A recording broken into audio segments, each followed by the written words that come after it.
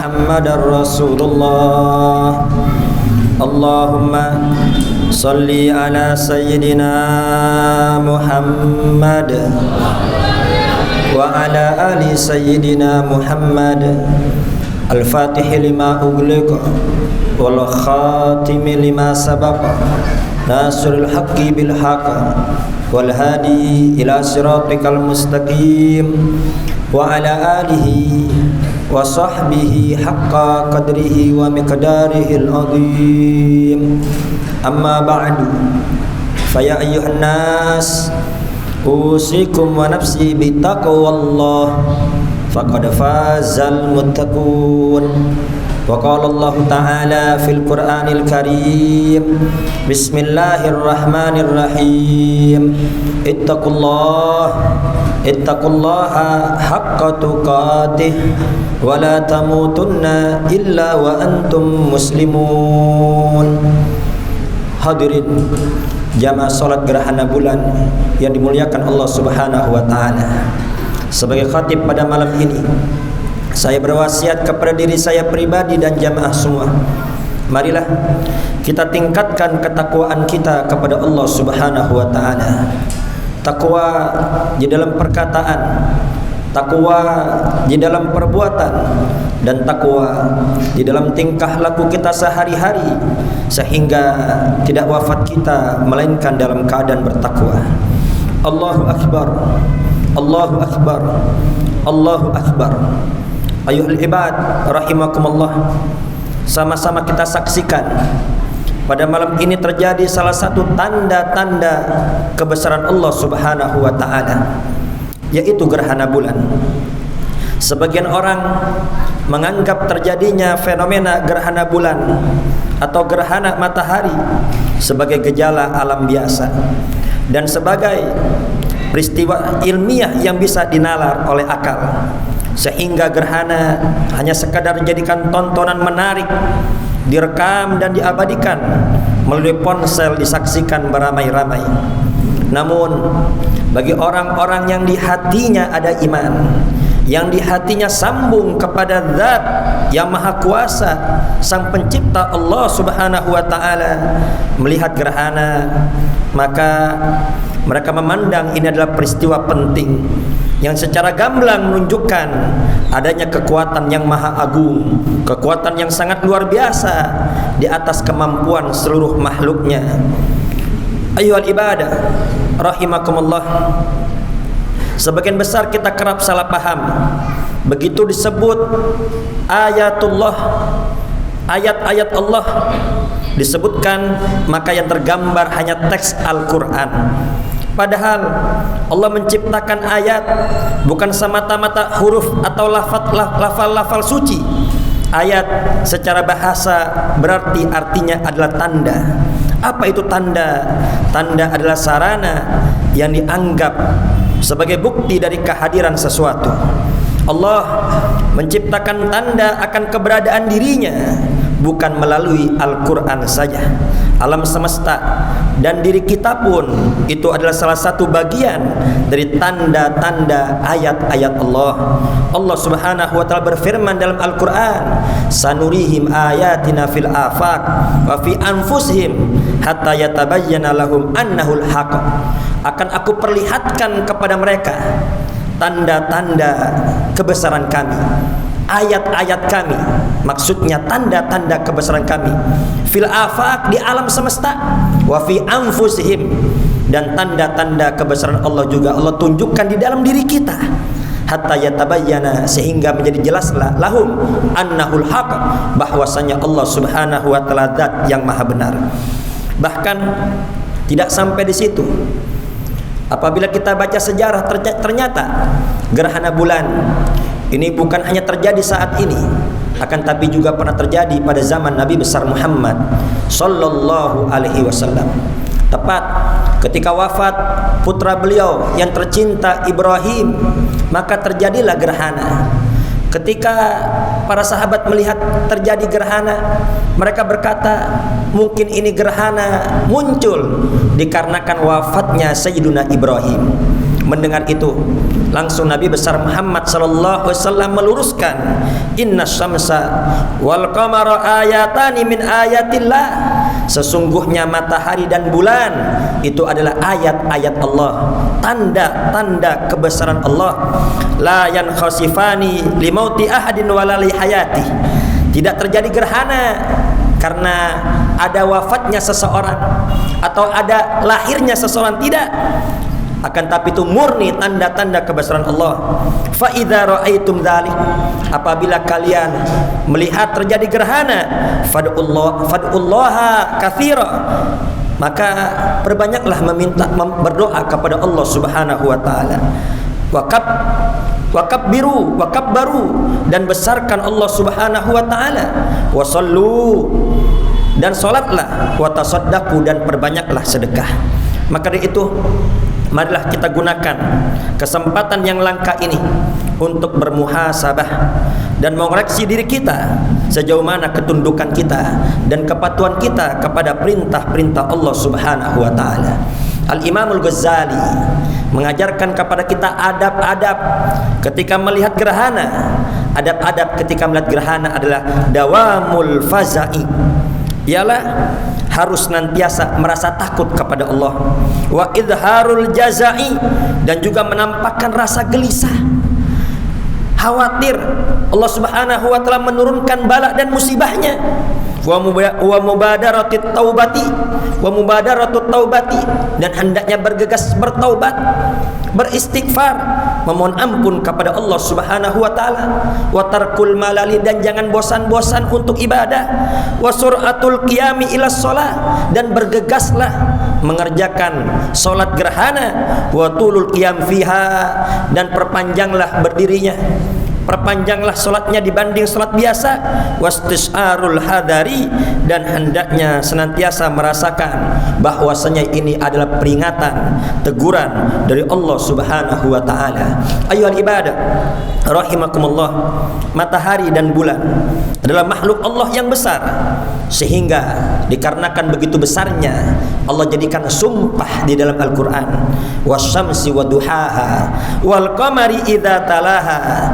Dan tidak hanya sampai di situ, karena besarnya matahari dan bulan sehingga ada sebagian makhluk yang menjadikan matahari dan bulan sebagai Tuhan. Mereka mengira bahwasanya matahari dan bulan itu adalah Tuhan. Akan tapi saat ini Allah menunjukkan kuasanya. Jika bulan dan matahari saja yang besar mampu Allah buat gerhana, mampu Allah redupkan cahayanya, tidak bisa bercahaya seperti biasanya, apalagi kita manusia yang kecil, hamba-hamba Allah yang kecil, maka sangat mudah bagi Allah untuk membinasakan kita semua.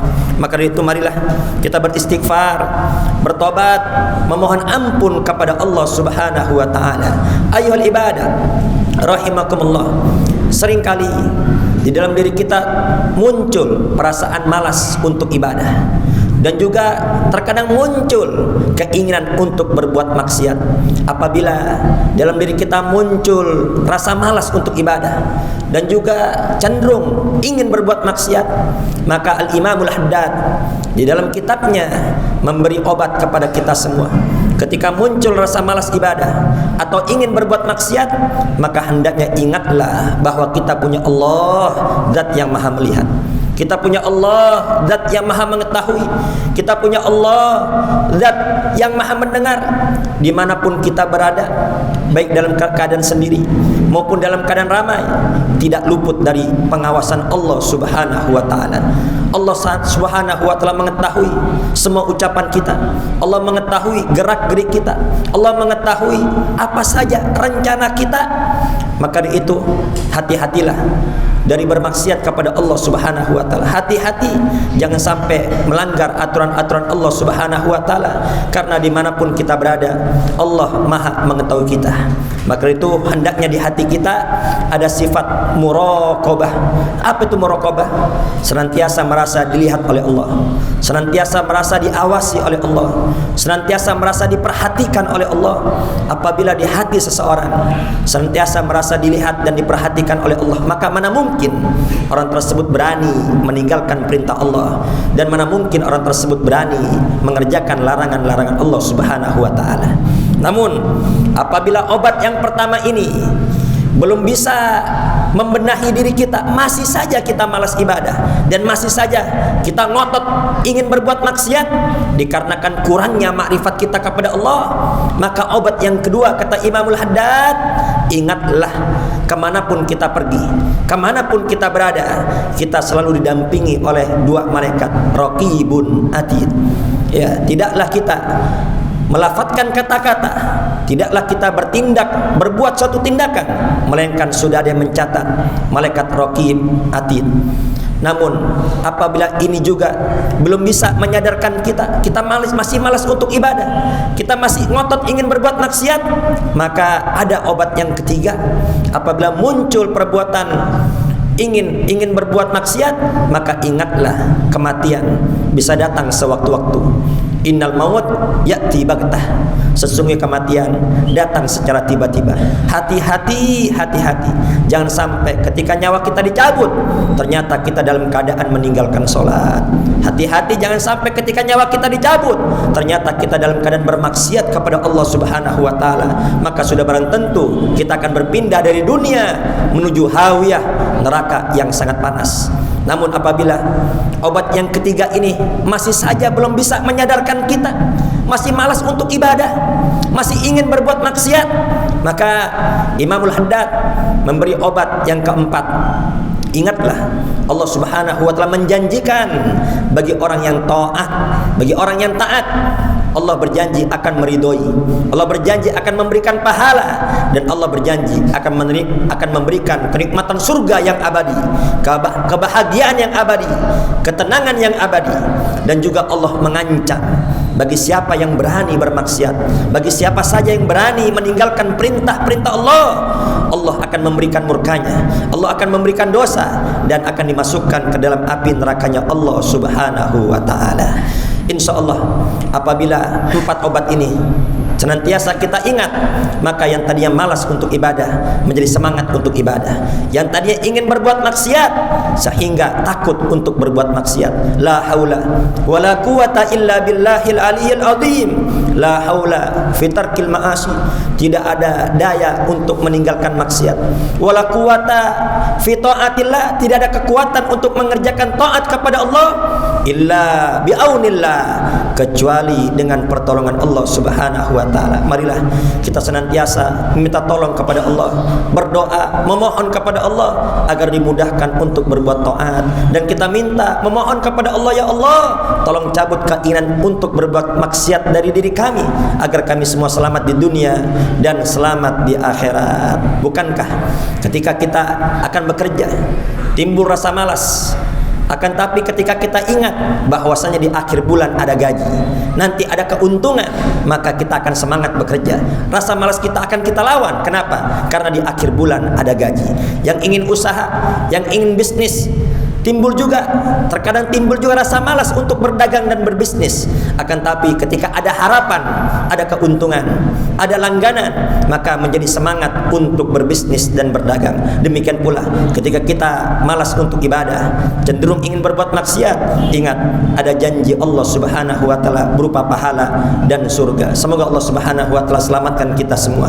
Ayyuhal ibadah rahimakumullah, marilah kita perbanyak istighfar, memohon ampun kepada Allah Subhanahu wa ta'ala. Nabi Muhammad sallallahu alaihi wasallam bersabda, tuba liman wajada fi sahifatihi istighfaron katsira. Beruntung bagi siapa? Bagi orang yang nanti di hari kiamat mendapati catatan amalnya istighfar yang sangat banyak. Maka itu jangan pernah kita lepas dari istighfar. Nabi besar Muhammad sallallahu alaihi wasallam saja yang maksum, yang tidak memiliki dosa, setiap hari beristighfar lebih daripada 100 kali. Terlebih lagi bagi kita yang tidak pernah luput dari dosa. Hendaknya kita senantiasa setiap hari memperbaharui taubat kita kepada Allah Subhanahu wa taala. Marilah kita jauhi perbuatan dosa sebagaimana kita menjauh dari api yang sangat panas. Jauhi perbuatan maksiat sebagaimana kita menjauh dari ombak yang sangat tinggi. Menjauhlah dari larangan-larangan Allah sebagaimana kita menjauh daripada jurang yang sangat dalam, agar kita semua selamat di dunia, selamat di akhirat. Amin. Allahumma amin. Bismillahirrahmanirrahim. Wal asr. Innal insana lafi khusr illa alladziina aamanu wa 'amilus solihati wa tawassaw bil haqqi wa tawassaw bis sabr. Barakallahu li wa lakum fil Qur'anil azim wa nafa'ani wa iyyakum bima fihi minal ayati wadh-dhikril hakim. Aqulu qawli hadza wastaghfirullaha li wa lakum lisairil muslimina fastaghfiruh innahu huwal ghafurur rahim. Allahumma salli wa sallim ala sayyidina Muhammadin wa ala ali sayyidina Muhammad.